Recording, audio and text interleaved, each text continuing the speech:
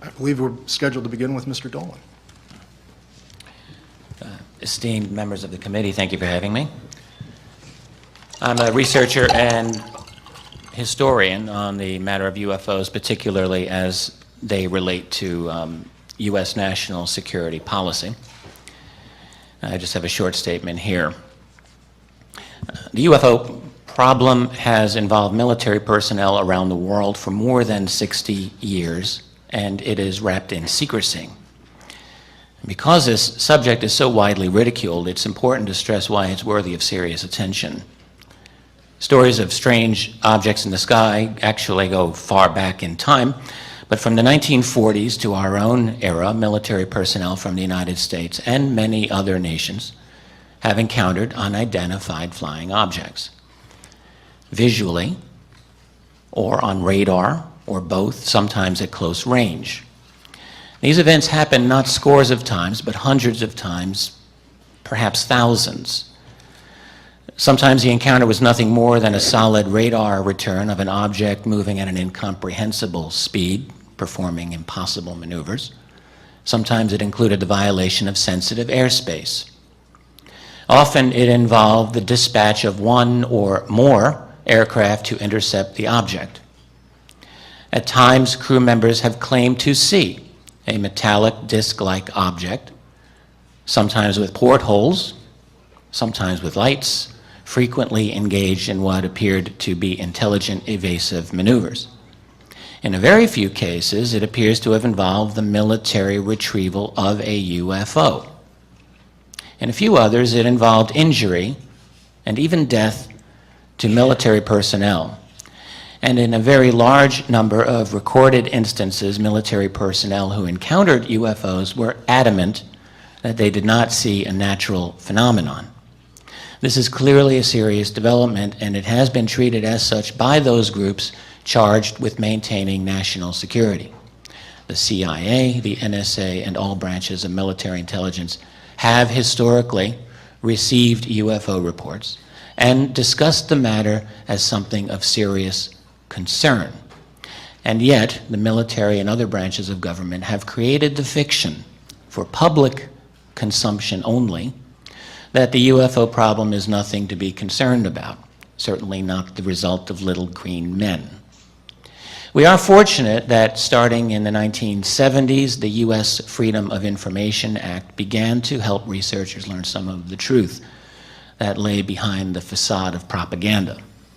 We learned, for example, that some U.S. military analysts initially feared that the Soviet Union might be behind the flying saucer wave of the 1940s and 50s. They studied this possibility but rejected it. They also rejected the possibility that these were secret American technology. And indeed, options quickly narrowed. Either this was something real and alien, or it was something conventional but as yet unknown or unexplained. Already by the end of 1947, a contingent of analysts at the Air Technical Intelligence Center, ATIC, at Wright-Patterson Air Force Base, believed that UFOs were extraterrestrial. And by the summer of 1948, that team prepared what they called an estimate of the situation, stating the extraterrestrial hypothesis. The response: the team was dispersed and reassigned. Yet, thanks to FOIA and the courage of a few senior officials to go on the record, we have a collection of statements about UFOs that are so numerous as to be impossible to mention all of them here. But a few might give you an appropriate flavor of what I mean. Here is one from General Robert B. Landry, Air Force aide to President Harry S. Truman. Landry says, in an oral history interview given about 40 years ago, "I was called one afternoon in 1948 to come to the Oval Office. The president wanted to see me. I was directed to report quarterly to the president after consulting with Central Intelligence people as to whether or not any UFO incidents received by them could be considered as having any strategic threatening implications." Landry went on to say that he continued to brief President Truman in conjunction with the CIA quarterly for the rest of the Truman presidency. That's no less than 16 briefings.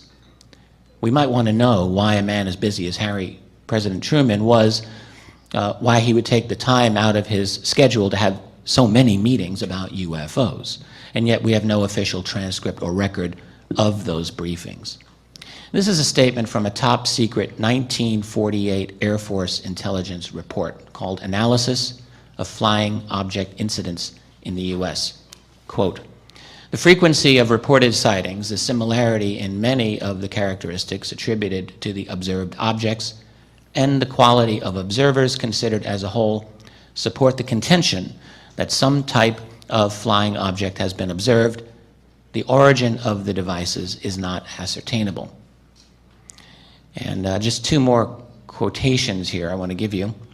An Air Force intelligence report from 1951 relating to an aerial encounter by a U.S. fighter pilot. Object described as flat on top and bottom and appearing from a front view to have round edges and slightly beveled. Quite a bit of detail there. No vapor trails or exhaust or visible means of propulsion, described as traveling at tremendous speed.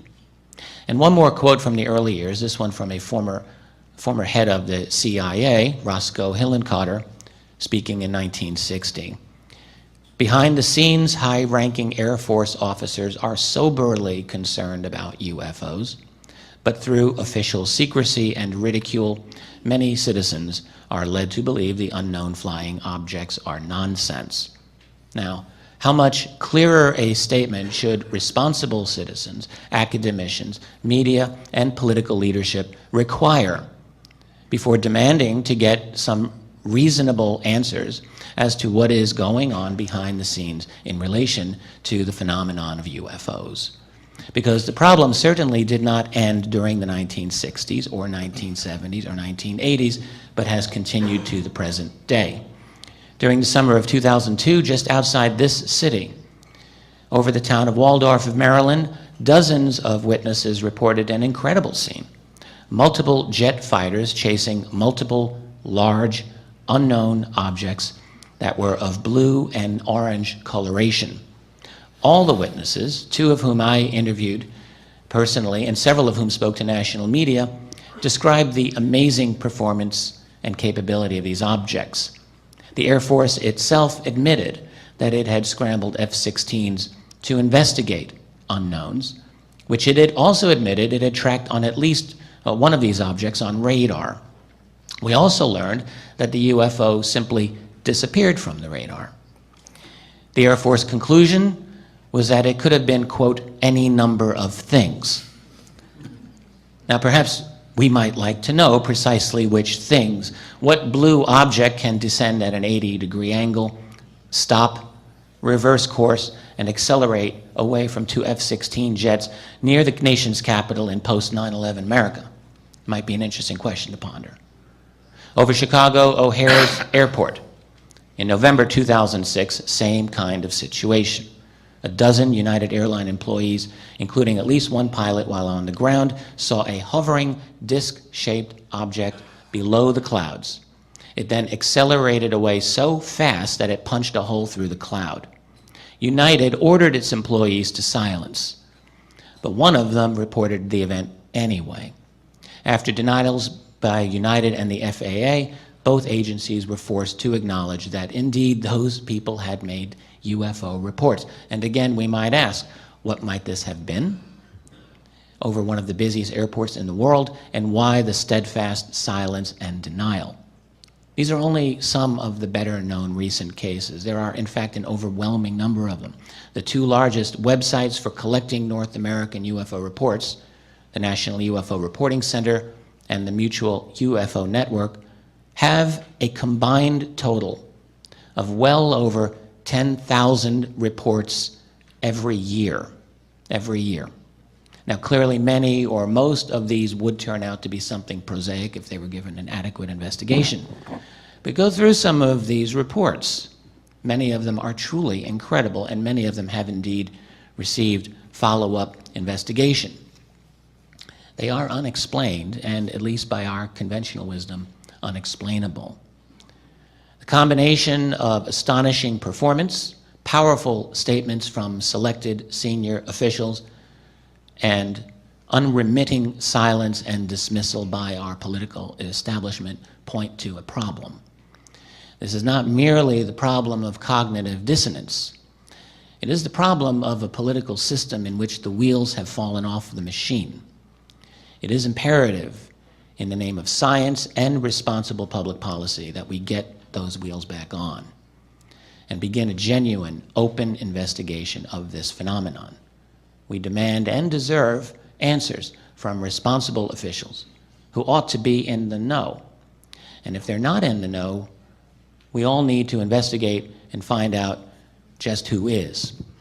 Thank you.